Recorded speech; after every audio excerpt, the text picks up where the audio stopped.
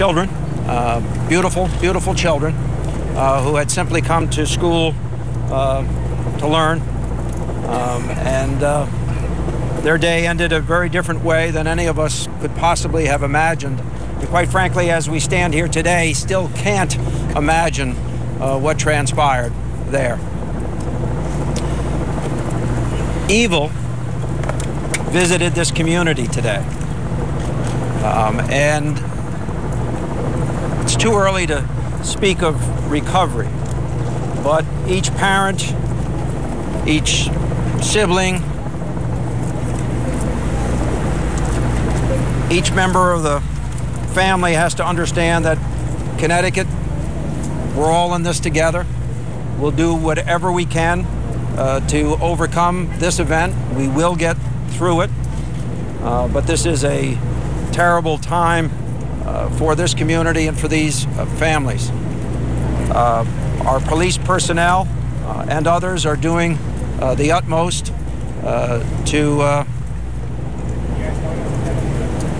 clear this situation as soon as possible and to return these children to their parents or these loved ones to their fellow loved ones as quickly as possible.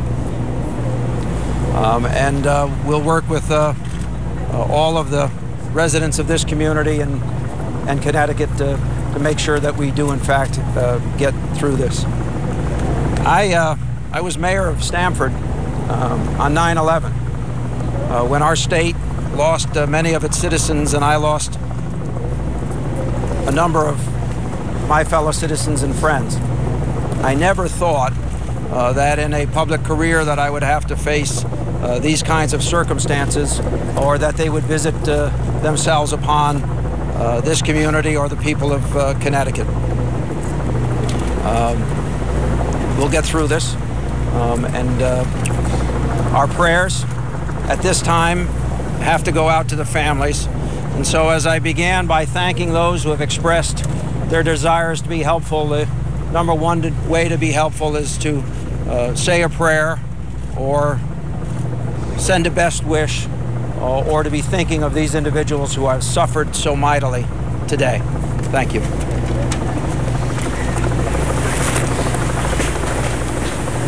That was Governor Dan Malloy, and his quote was just chilling. Evil visited this community here today. The Connecticut governor ordering the flags flown at half-staff. So did, by the way, President Obama and Governor Christie in New Jersey as well, where the crime scene has been there as well. The Connecticut officials not being as specific, they have not even identified the shooter yet. They are being very cautious, I would say. However, all law enforcement sources have told us that it is, in fact, Adam Lanza, 20 years old. His mother worked there as either a teacher in kindergarten or a teacher's aide. We're not sure. There have been conflicting reports.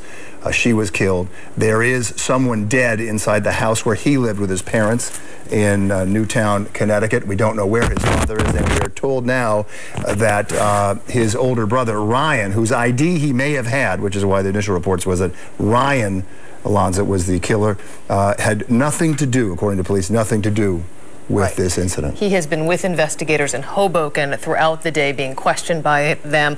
Eyewitness News reporter Jim Hoffer, he is in Newtown. He is at the boy's parents' home, where there has been another body that has been found in that home. And Jim, have we found out any more information about who this person might be?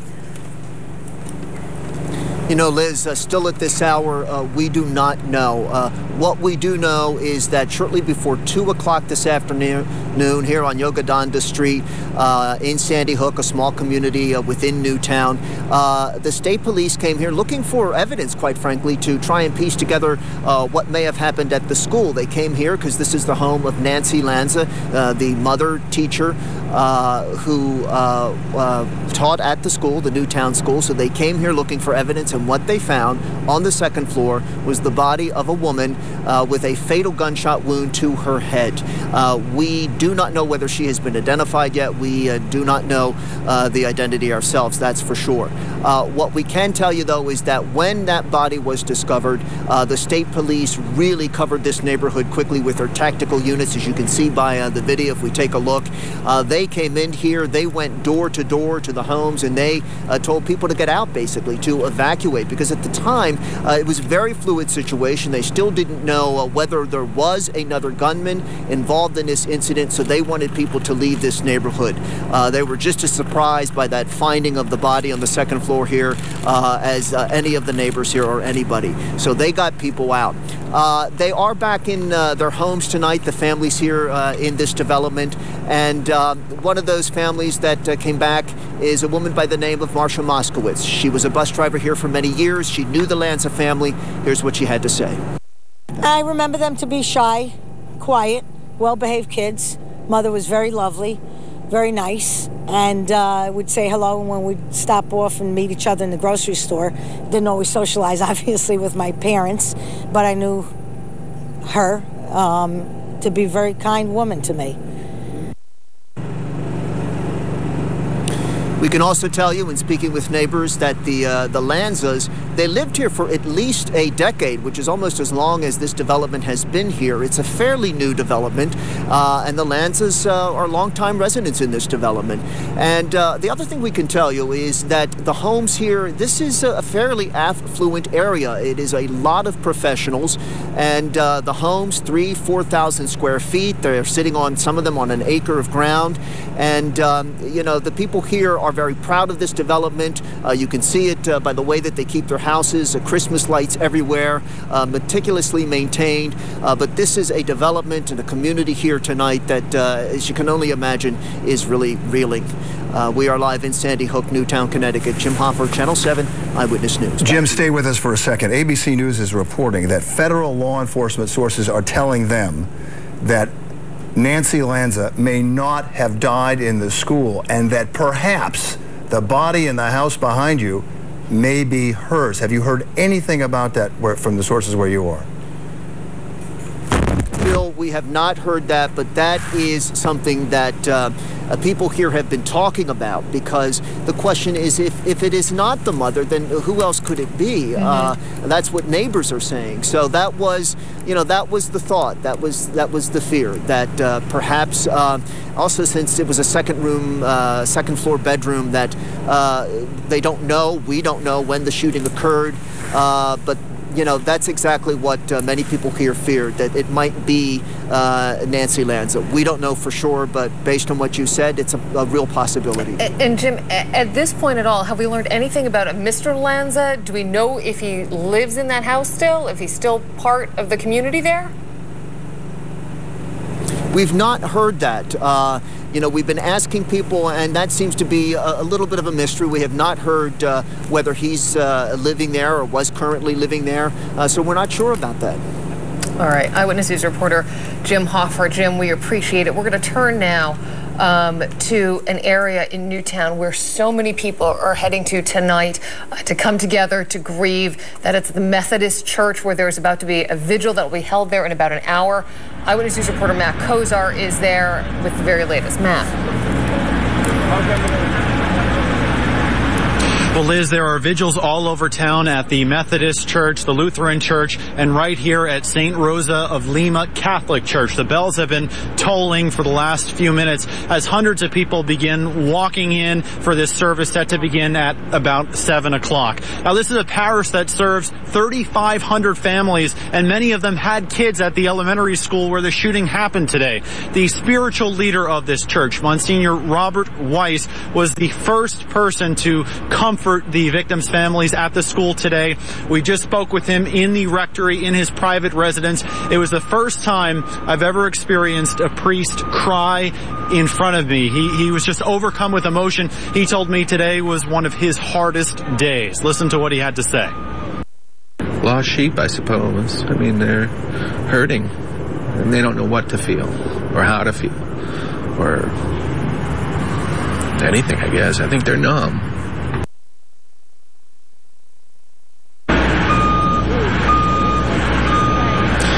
Yeah, we just wanted to set the scene for you a little bit. I'm going to step out of the way and show you what's happening behind me. The people attending this service are walking past a nativity scene. Of course, Christmas is in 10 days, and they are not in, their mood is just somber. We walked inside. They're not allowing cameras inside the church, but people are lighting candles, they're saying prayers, and they're waiting for Monsignor Weiss to give his sermon and provide some comforting words this evening. Very somber mood here at St. Rosa Catholic Church in Newtown as people come to grips with this terrible tragedy. Liz, Bill, we'll send it back to you in the studio. Matt, tell us about the groups of people that are there. Are there children coming to this service?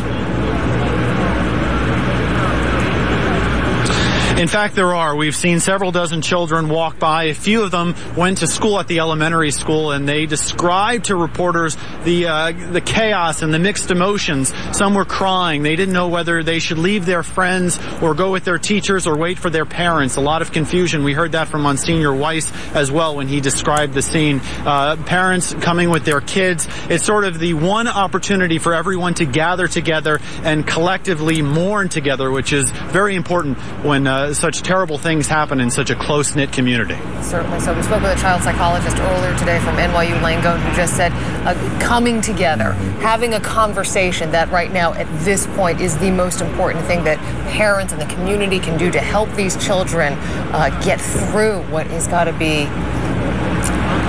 just horrible. Just horrible. A common sense of sharing grief, I think, brings people together, and it does provide some comfort. Matt Kozar at the United Methodist Church up in Newtown, where there's going to be a memorial service tonight, and we will be there. A special edition of Eyewitness News beginning at 7 o'clock. Yeah, Diana Williams is also in Newtown, has been speaking with some residents there. And Diana, I have to say, I was struck by a young man that you spoke with not too long ago who said there are no strangers here in Newtown, just friends you don't know yet. It's such a tight-knit community there.